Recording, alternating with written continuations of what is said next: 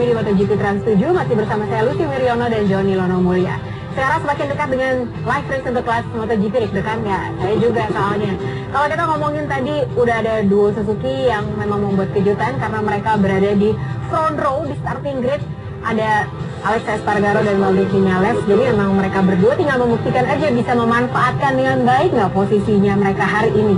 Nah tapi sebetulnya yang harus kita obrolin juga adalah soal rider-rider unggulan. Iya. Siapa lagi kalau bukan Lorenzo.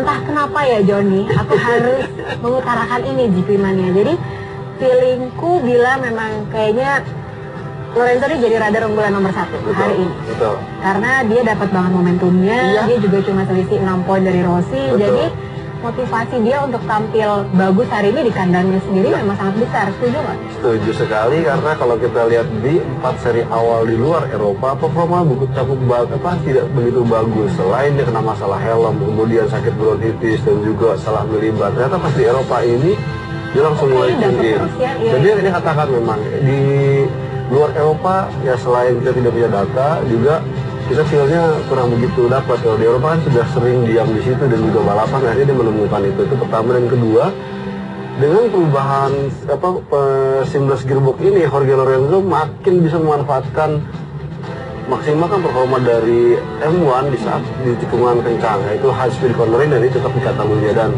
juga kita patut ingat bahwa ini kemenangan 3 kali beruntun Jorge Lorenzo, dan dia berusaha untuk mengejar keempat pertama kali dalam karirnya. Dan setelah itu dia melihat bahwa memang dia sampai menjagokan bahwa nanti di Catalunya ini kemungkinan 1-2, tinggal siapa yang 1, siapa yang 2, apakah saya atau Valentino Rossi. Artinya dia bilangnya juga Valentino Rossi ini Sunday rider lagi ya. Artinya yang motor Yamaha saat ini memang sedang dalam kondisi terbaik ketimbang rival-rivalnya. Oke, nah tadi waktu kita lihat juga, jadi Valentino Rossi ya, udah sempat disebut juga sama Johnny tadi. Valentino Rossi sendiri sebetulnya hari ini start di posisi ke-7. Sampai seyakin apa Johnny bahwa dia bisa mengejar, karena di depan ada Marquez, ada Lorenzo, yang notabene kedua rider ini dikenal dengan strategi ngacir duluan. Nah kalau kita melihat bahwa Rossi memang tidak pernah pole position dalam musim ini, dan akan tetapi dia selalu finish di podium. Di 6 seri kemarin tuh di podium terus. Artinya dia punya kemampuan yang sangat bagus, analisis yang bagus, setting terkait saat race day. Dan sampai-sampai seorang Jorge Lorenzo mengatakan, jangan anggap remeh Rossi. Rossi itu adalah Sunday rider, di mana di saat free practice jelek, kualifikasi jelek, tapi pada saat di balapan dia mampu tampil sejadi-jadinya. Dan itu tadi kunci rahasia yang ada di Rossi adalah bagaimana dia memaksimalkan warming up practice. Ini menjadi kunci buat dia terkait nanti entah itu mungkin strategi ban ataupun setting angka suspensi serta elektronik dalam menghadapi balapan di saat race day-nya. Oke, sekarang ada Dedek Marquez tadi ya. Ada profilnya Dedek Marquez ini kan kemarin kalau Anda ingat di Mugello, dia tampil begitu berantakan gitu, sampai akhirnya harus start di posisi paling buncit. Terus dia bikin kejutan luar biasa karena gila galak banget, sampai kita deg-degan. Melejit sampai bahkan ke posisi yang tertinggi kedua.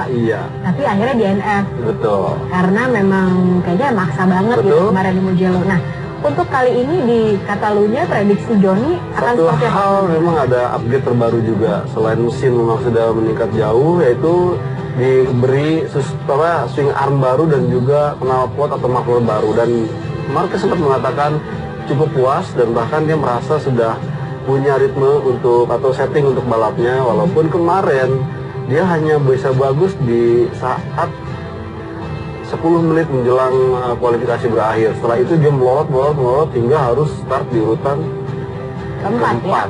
Dan meskipun dia menargetkan bisa tembus di front row, artinya apa? Memang masih ada PR yang perlu dibenahi oleh Marquez terkait dengan problem yang dihadapi, entah itu overpower, terus kemudian tidak ada grid belakang, dan kadang juga power saat tikungan masuk dan tikungan keluar agak lemah. Ini menjadi PR di mana memang kelihatannya Marquez sudah mulai atau tanda petik ingin melakukan riset terhadap motornya sendiri. Padahal tidak tahu. Memang udah saatnya ya. Itu, namun kan kebijakan dari pabrikan kadang kerap berbeda. Kita ingat bagaimana tahun 2008 Lorenzo dipaksa untuk mengikuti apa setting Valentino Rossi, namun